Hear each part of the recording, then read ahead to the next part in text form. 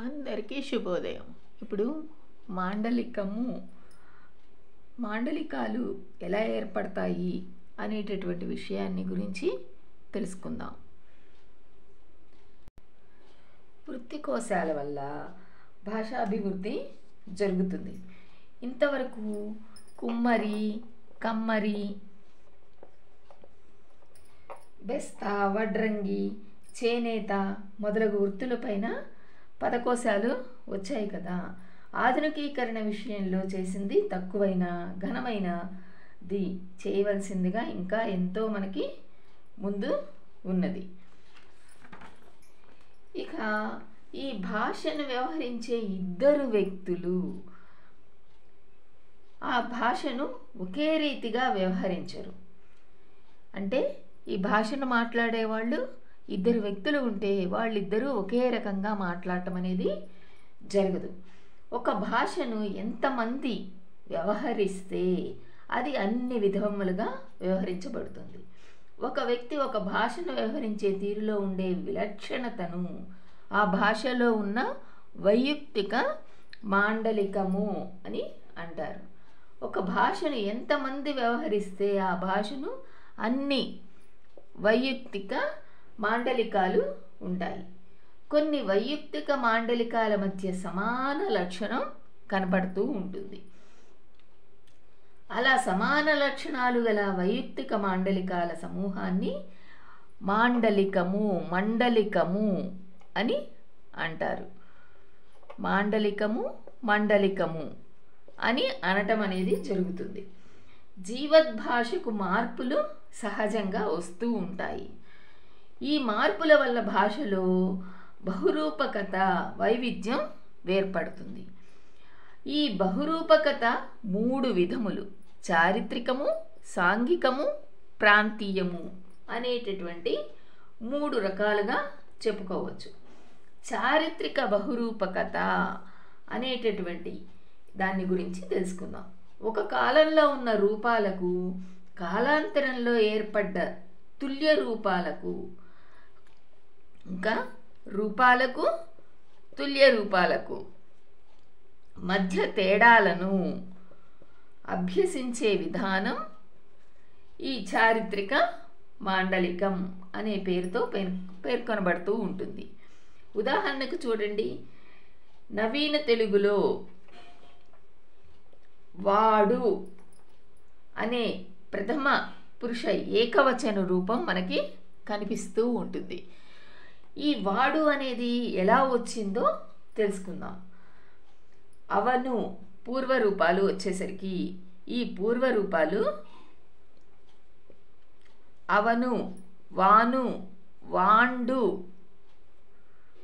వాండు తర్వాత అర్ధానుస్వారంతో వాడు, ఆ అర్ధానుస్వారం పోయి వాడుగా రూపం అనేది ఏర్పడింది. పై ఉదాహరణ అనుసరించి అవను అనే పదం నుండి, ఈ అవను అనే పదం నుంచి మనకి వాడు అనేటటువంటి రూపం ఏర్పడటం అనేది జరిగింది. ఈ ప్రాంతీయ బహురూపకత ఒకే కాలంలో ఒక ప్రాంతంలో ఉన్న వాడుకకు మరొక ప్రాంతంలో ఉన్న వాడుకకు మధ్యన సమాన శబ్దంలో వ్యాకరణ భాగాల్లో తేడా వస్తే గనక వ్యాకరణ భాగాల్లో తేడా రావడం అనేది జరుగుతుంది. తేడాలు ఉంటాయి. ఈ తేడాలు ప్రాంతాల ద్వారా ఏర్పడినప్పుడు దాన్ని ప్రాంతీయ మాండలికము అని అనటం అనేది జరుగుతుంది. ఏమంటాము? ప్రాంతీయ మాండలికము అని చెప్పటం అనేది జరుగుతుంది. అది ఎప్పుడు ఒకే కాలంలో ఒక ప్రాంతంలో ఉన్న వాడుకకు మరొక ప్రాంతంలో ఉన్న వాడుకకు మధ్యన సమాన శబ్దంలో ఉన్నటువంటి వ్యాకరణ భాగాల్లో తేడాలు ఉండటం అనేది జరుగుతుంది. దాన్ని ప్రాంతీయ మాండలికము అంటారు. ఉదాహరణకి చూడండి, తెలంగాణ, రాయలసీమ, మధ్యాంధ్ర, కళింగాంధ్ర. ఈ తెలంగాణ అనేటటువంటిది వచ్చిండు, రాయలసీమ వచ్చినాడు, మధ్యాంధ్ర వచ్చాడు, అదే కళింగాంధ్ర కూడా వచ్చాడు. తెలంగాణకి పుంటికూర, రాయలసీమ గోగాకు, మధ్యాంధ్ర గోంగూర, కళింగాంధ్ర గోంగూర అని చెప్పడం అనేది జరుగుతుంది. ఇలా ప్రాంతీయాలను బట్టి భాష పదాలు మారుతూ ఉండటం అనేది జరుగుతుంది. సాంఘిక బహురూపకత అనేటటువంటి విషయాన్ని గురించి తెలుసుకుందాం. సంఘ వ్యవస్థలో ఉన్న మార్పులను ఆర్థిక, సాంఘిక, సాంస్కృతిక పరమైన ఆధారంగా చేసుకొని సాంస్కృతిక పరమైనటువంటి ఆధారంగా చేసుకుని వ్యవహార్త మాటలతో విభేదకత్వము ఉన్న ఎడల ఆ విభేదకత్వపు తేడాలను వర్గమాండలికాలు అని అంటారు. ఈ తెలుగులో శిష్ట శిష్టేతర భాషకు తేడాలు మనకి కనిపిస్తూ ఉంటాయి. ఉదాహరణకు చూడండి, చాప, సాప, వీధి, ఈది, వెండి, ఎండి ఇట్లాంటివి మొదలైనటువంటివి. ఒకే ప్రాంతంలో సాంఘిక వ్యవస్థను బట్టి ఇటువంటి తేడాలను మనం గమనించవచ్చు. మాండలికంలో మరెన్నో అవాంతర భేదాలు కూడా మనకి కనిపిస్తూ ఉంటాయి. ఈ లిఖిత భాష, వాడుక భాష, ఉపన్యాస భాష, సంభాషణ భాష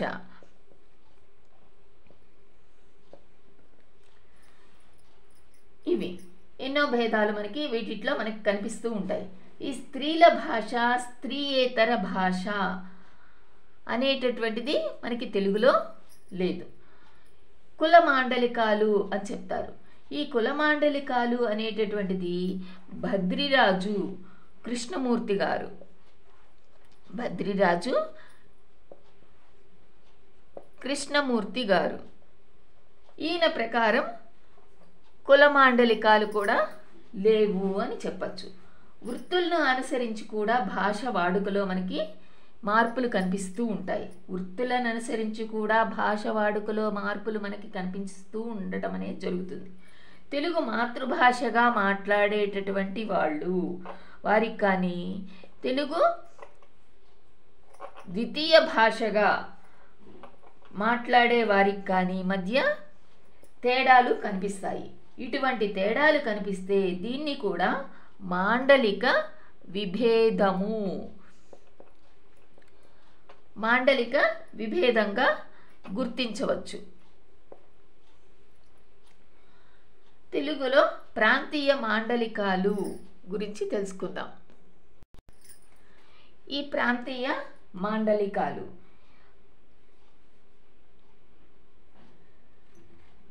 ఈ ఒక భాషను వ్యవహరించే వారిలో కొందరిలో వ్యవహారంలో కనబడే సమానమైన ప్రత్యేక లక్షణానికి కారణం వారందరూ ఒకే ప్రాంతానికి చెందిన వారు కావటం.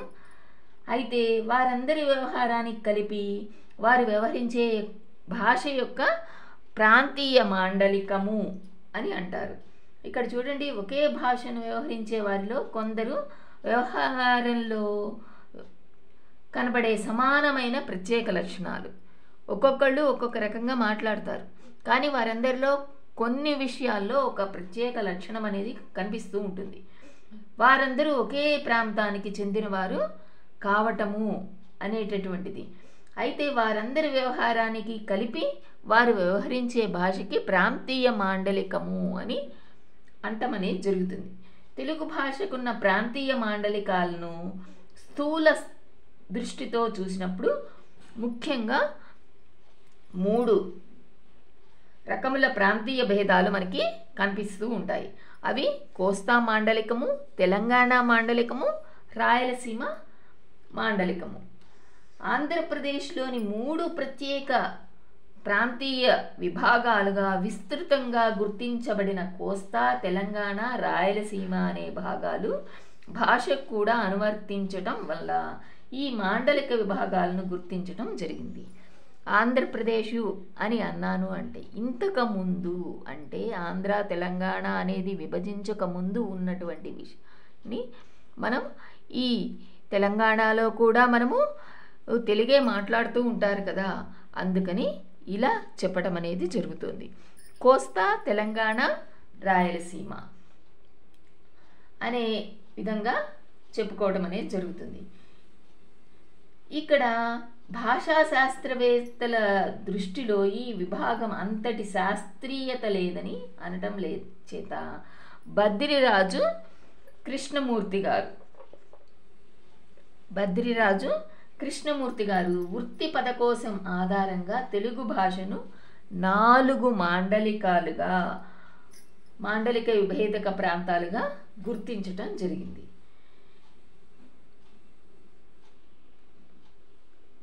పైన 3 మాండలికాలే చెప్పారు. కానీ ఈ బద్రిరాజు కృష్ణమూర్తి గారు ఏం చేశారు? తెలుగుకి భాషను 4 మాండలిక వేదిక ప్రాంతాలుగా మనకి గుర్తించి చెప్పడం అనేది జరిగింది.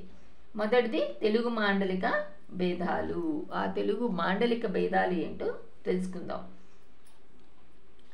అక్కడ పూర్వ మాండలికము, దక్షిణ మాండలికము, ఉత్తర మాండలికము, మధ్య మాండలికము, ఇలా 4 భేదాలుగా చెప్పడం అనేది జరిగింది. పూర్వ మాండలికము లేక ఇది విశాఖపట్నం, విజయనగరం. పూర్వ మాండలికములో విశాఖపట్నము, విజయనగరము, శ్రీకాకుళము, కళింగ మండలము ఈ జిల్లాలు మనకి ఉన్నాయి. ఈ దక్షిణ మాండలికము లేక కడప, కర్నూలు, చిత్తూరు, నెల్లూరు, ప్రకాశంలో కొంత భాగము, మహబూబ్ నగరు, కర్నూలు ఆనుకొని ఉన్నటువంటి పరిసర ప్రాంతాలు. ఉత్తర మాండలికం వచ్చేసరికి నల్గొండ, వరంగల్, ఖమ్మం, కరీంనగర్, ఆదిలాబాదు, మెదక్, రంగారెడ్డి ఇంకా కర్నూలు జిల్లాలోని కొంత ప్రాంతము ఉత్తర మాండలికంలోకి రావటం అనేది జరుగుతుంది. మధ్య మాండలికం వచ్చేసరికి ఉభయ గోదావరి జిల్లాల్లో కృష్ణా, గుంటూరు జిల్లాలు మనకి కనిపించటం అనేది జరుగుతుంది.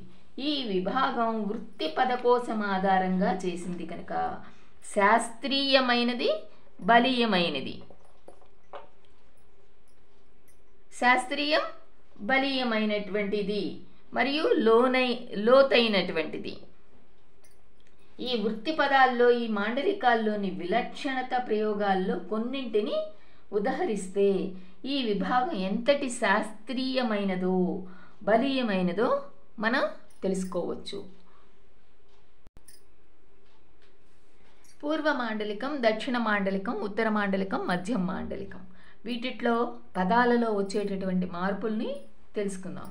ఇక్కడ పూర్వ మాండలికము అనేటటువంటిది వ్యవసాయ పరంగా మనకి చెప్పుకోవటం అనేది. వ్యవసాయంలో వచ్చేటటువంటి పదాలు నాగలి, నాగేలి, మడక. ఉత్తర మాండలికంలో నాగలి, మధ్య మాండలికంలో నాగలి.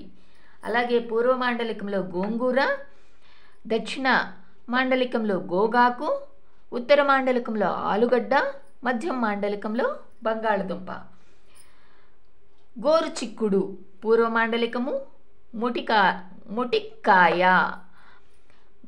గోకరకాయ, గోరు చిక్కుడు. పూర్వ మాండలికంలో ఉల్లిపాయ, దక్షిణ మాండలికంలో ఎర్రగడ్డ, ఉత్తర మాండలికంలో ఉల్లిగడ్డ, మధ్య మాండలికంలో ఉల్లిపాయ. మోట, కపిల, మోట. ఇలా ఈ 4 మాండలికాల్లో ఈ పదాల్లో మార్పులు రావడం జరిగింది. అలాగే ఆనపకాయ, సొరకాయ, అనింగకాయ అనేటటువంటిది పూర్వ మాండలికం, దక్షిణ మాండలికంలో వచ్చేటటువంటి పదాలు. ఉత్తర మాండలికంలో వచ్చేసరికి సొరకాయ, మధ్య మాండలికంలో ఆనపకాయ అని పిలవటం అనేది జరుగుతుంది. ఇక చేనేత వృత్తిపరంగా చూస్తే గనక రాట్నం పూర్వ మాండలికము, రాట్లం దక్షిణ మాండలికము, అలాగే ఉత్తర మాండలికంలో రాట్నం, మధ్య మాండలికంలో రాట్నం. పూర్వ మాండలికంలో పోము, దక్షిణ మాండలికంలో పోగు, ఉత్తర మాండలికంలో పోగు, మధ్య మాండలికంలో కూడా పోగు. ఇక గృహ నిర్మాణానికి సంబంధించినటువంటి పదాలని కనుక గృహ నిర్మాణ పరంగా చూస్తే ఆ పదాలలో మార్పులు చూద్దాం కొన్ని. పునాది, పునాది, గునాది అనేటటువంటిది ఉత్తర మాండలికము, మళ్ళీ పునాది మధ్యం మాండలికం. ఇక గొలుసు పూర్వ మాండలికము, చిలుకు దక్షిణ మాండలికము, గొళ్ళెం ఉత్తర మాండలికం, మధ్యం మాండలికంలో గొళ్ళెం. మనకి తలుపుకు వేసే గొళ్ళాన్ని గొలుసు అని అంటూ ఉంటారు, చిలుక్కు అని అంటూ ఉంటారు. ఈ పదాలను కూడా మనము వినే ఉంటాం కదా. ఇక పూర్వమండల మాండలిక భాష లక్షణాలు ఏంటో మనం తెలుసుకుందాం. మాండలిక భాష లక్షణాలు. ఈ మాండలికంపై గిరిజన భాషలు, ఒరియా భాషల యొక్క ప్రభావం మనకి ఎక్కువగా కనిపిస్తూ ఉంటుంది. గుంట, గుంటడు అనేటటువంటిది ఉదాహరణకి. ప్రమాణ భాషలో కనపడే లకారం నకారంగా మారటం అనేది జరుగుతుంది. ఉదాహరణకి చెప్ప లేదు, చెప్పనేదు, లావు, నావు. అదే క్రియలోని ఎకారం ఈకారంగా మారటం అనేది జరుగుతుంది. కొట్టేయగలను, కొట్టియగలను, తినేయగలను, తినీయగలను, చేసేయగలను, చేసియగలను. ఇలా మార్పులు రావటం అనేది జరుగుతూ ఉంటుంది. ఇక దక్షిణ మాండలిక భాష లక్షణాలు వచ్చేసరికి ఈ మాండలికంలో ప్రాచీన భాషా లక్షణాలు కొన్ని నేటికి మనకి కనపడటం అనేది జరుగుతుంది. విభక్తుల్లో వచ్చేసరికి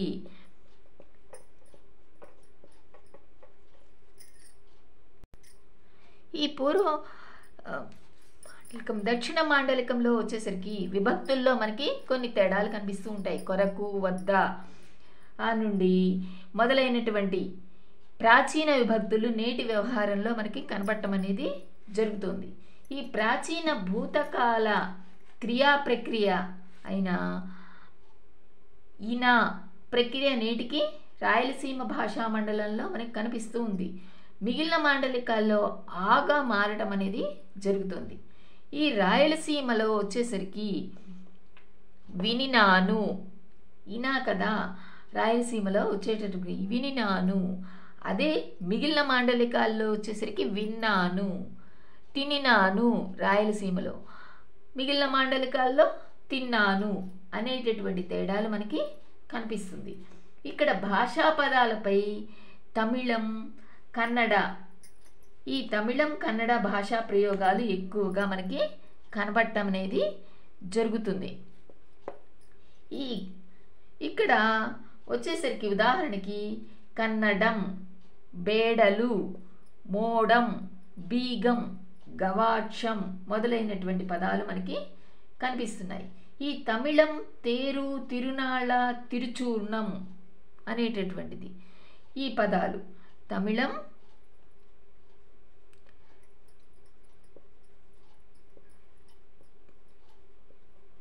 తిరునాళ్ళ, తిరుచూర్ణం ఈ పదాలు కూడా మనము వినున్నాం కదా. ఇక ఉత్తర మాండలిక భాషా లక్షణాలను గురించి తెలుసుకుందాం. ఉత్తర మాండలిక భాషా లక్షణాలు. ఈ మాండలిక ప్రాంతాన్ని ఏ ఒక్క రాజు కూడా బహుకాలం ఏలటం అనేది. ఇక్కడ చూడండి, ఇది మధ్యాంధ్ర మాండలిక భాషా లక్షణాల్లో వస్తుంది. ఈ ఉత్తర మాండలిక భాషా లక్షణాలు ఈ భాషపై అరబిక్, ఇంకా పర్షియన్, అరబిక్, పర్షియన్, మరాఠీ ఈ భాషల ప్రభావం మనకి ఎక్కువగా కనపడటం అనేది జరుగుతుంది. అరబిక్ భాష ప్రభావం వలన పరేషాన్, జల్దీ, ఖరాబ్, దవాఖానా అనేటటువంటి పదాలు రావటం అనేది జరుగుతుంది. ఆ భాషలో ఉన్నటువంటి పదాలని మనం తెచ్చుకోవటం అనేది జరిగింది. అలాగే మరాఠీ నుండి లోటా, డేరా, పీఠ, పోరి, పోరడు మొదలైన పదములు వాడుకలో ఉన్నాయి. ఈ మాండలికంలో పదాలు కొన్ని ప్రాచీన భాషకు సంబంధించినవిగా ఉంటాయి. ఇక్కడ గాడ్పు, ఎరుక, మొగిలు, బాసానాలు. అదే మనకి భాషలో క్రియా విభక్తి వాడకుండా చెప్పేటటువంటి పదాలు మనకి ఉండటం అనేది జరుగుతుంది. క్రియాపదాలు లోపించడం అనేది జరుగుతుంది. ఇక్కడ చూడండి, పాడను, వినను, చెయ్యను అనేటటువంటి పదాలు. ఈ చేయను అనే రూపాలు విభక్తి అంతం కాకుండా చెప్పేటటువంటివి పాడ, విన, చేయ మొదలైన పదాలు వాడుతూ ఉండటం అనేది జరుగుతోంది. ఇక మధ్యాంధ్ర మాండలికంలోకి వచ్చేసరికి, మధ్యాంధ్ర మాండలిక భాషా లక్షణాలకు వచ్చేసరికి ఈ మాండలిక ప్రాంతాన్ని ఏ ఒక్క రాజు కూడా ఎక్కువ కాలం పరిపాలించటం అనేది జరగలేదు. అందువలన దీనికి స్వేచ్ఛా ప్రాంతంగా చెప్పవచ్చు. దీన్ని మనం ఏం చెప్తున్నాము? స్వేచ్ఛా ప్రాంతంగా చెప్పుకోవచ్చు. ఈ ప్రాంతాల్లో ఇతర మాండలికాల్లో కనిపించే రూపాలు ఈ మాండలికంలో మనకి కనిపిస్తూ ఉంటాయి. ఈ ప్రాంతంలో ఉచ్చారణలో ఉచ్చారణ ఊనిక,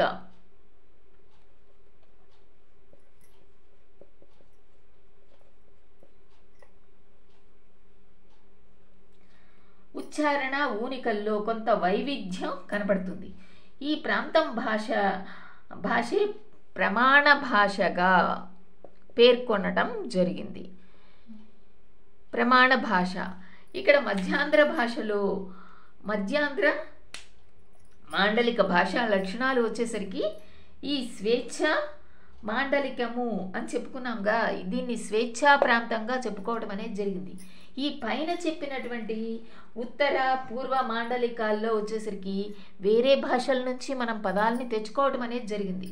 కానీ మధ్యాంధ్ర మాండలికంలో ఇక్కడ వచ్చేసరికి వేరే ప్రాంతాల నుంచి మనం పదాలను తెచ్చుకోలేదు. స్వేచ్ఛ ప్రాంతంగా దీన్ని చెప్పుకోవడం జరిగింది. కాబట్టి తెలుగుకి ఇదే ప్రమాణ భాషగా చెప్పటం అనేది జరుగుతుంది. ప్రమాణ భాషగా వాడటం అనేది కూడా జరగటం అనేది ఉంది ఈ మధ్యాంధ్ర మాండలిక భాషలో. తర్వాత వీడియోలో మాండలికాలు ఏర్పడటానికి హేతువులు, కారణాలేంటో తెలుసుకుందాం. ఇది కనుక మీకు నచ్చితే లైక్ చేయండి, షేర్ చేయండి, ఛానల్ని సబ్స్క్రైబ్ చేసుకోండి. ధన్యవాదములు.